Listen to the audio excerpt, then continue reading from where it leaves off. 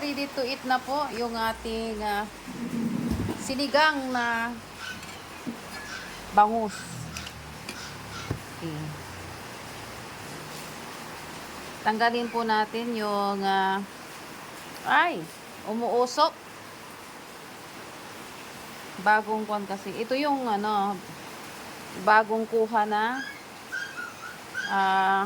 hindi makita. Bagong kuha na kangkong sa farm ni Modra. Yan. Lagay po natin dito. Yan.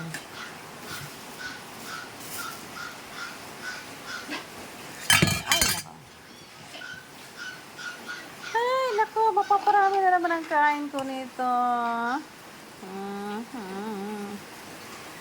Yan. At ito naman yung kinuha pa namin sa fish pan na yan. Bagong kuha sa fish pan na bangus. Milkfish sa Ingles.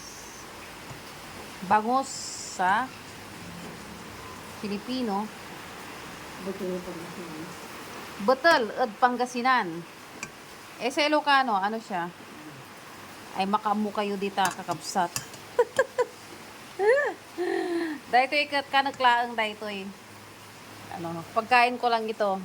Kasi iba yung pagkain nila. Yung mga kasamahan ko sa bahay. Iba yung mga pagkain nila. Iba rin kasi yung mga gusto nilang kainin.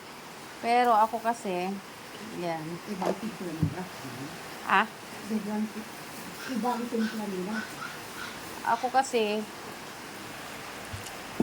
basta kung ano yung naisipan kong kainin, doon, bibili ako, then magluluto. It's good na mas maganda kung lutong bahay kaysa yung mga pagkain sa labas. Pero minsan kasi, hindi natin maiwasan ang kumain sa labas. Yan. Ang pagkain sa labas ay magastos na nga at hindi mo pa alam yung nutritional value ng iyong kinakain. So, it's better to eat yung what we call lutong bahay. Because you know kung ano yung mga nutritional value niya, kung paano siya, how they cook it, and ano yung kinakain mo. Doon, hindi mo alam kung ang sarap-sarap pala, yung pala, ang dami-dami ng monosodium glutamate. Okay? Or what we call bitchin. Ito kasi,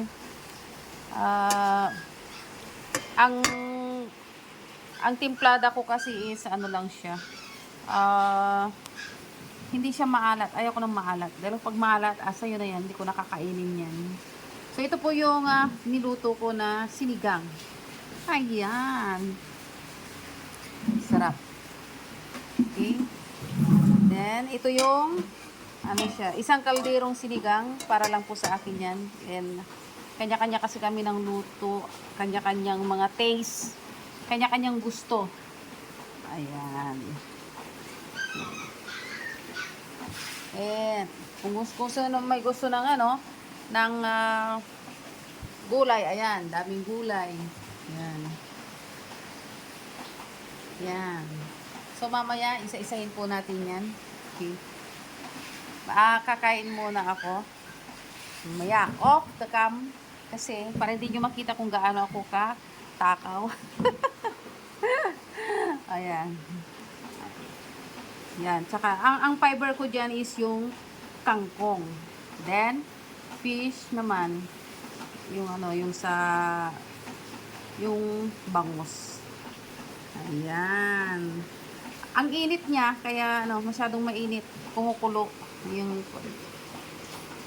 bagong kulo. Ayan. So, palamigin muna natin ng konti. Okay. Yan po. Kaya na po tayo.